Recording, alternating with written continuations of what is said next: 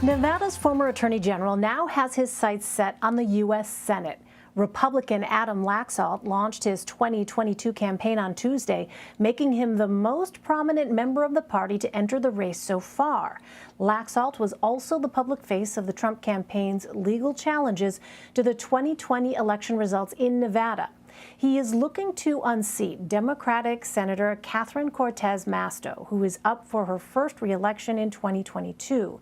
This race could figure heavily into the balance of power in the Senate, which is currently split 50-50.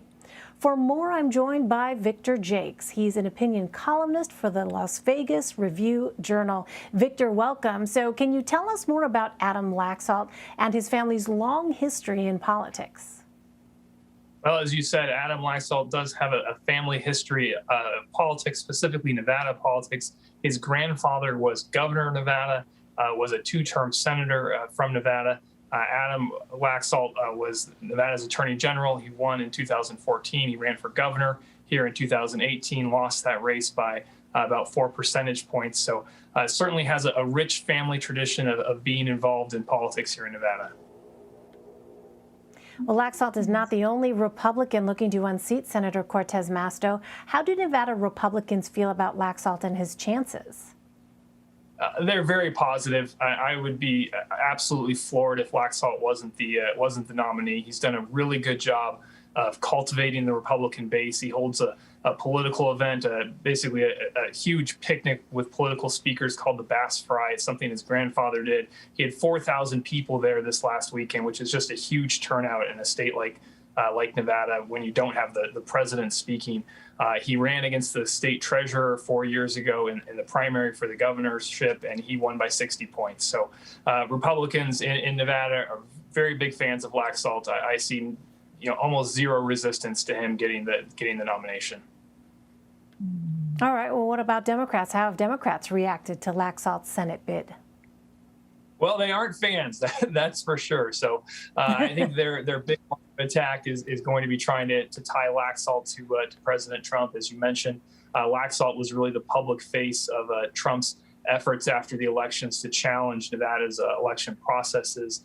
And they've already started attacking him in that way. He was the co-chair in Nevada of Trump's presidential campaign. So certainly there's some close ties there.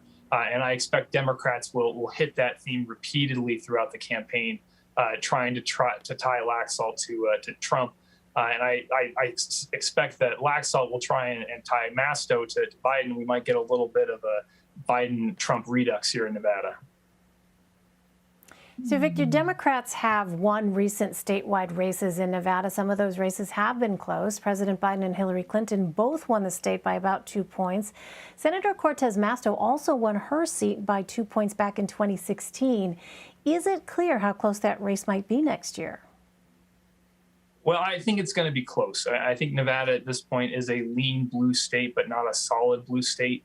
And so that means when the national environment is good for Republicans, as you would expect in the first year of a Democrat president in the off-year election, Republicans are going to have, I think, a very good chance here.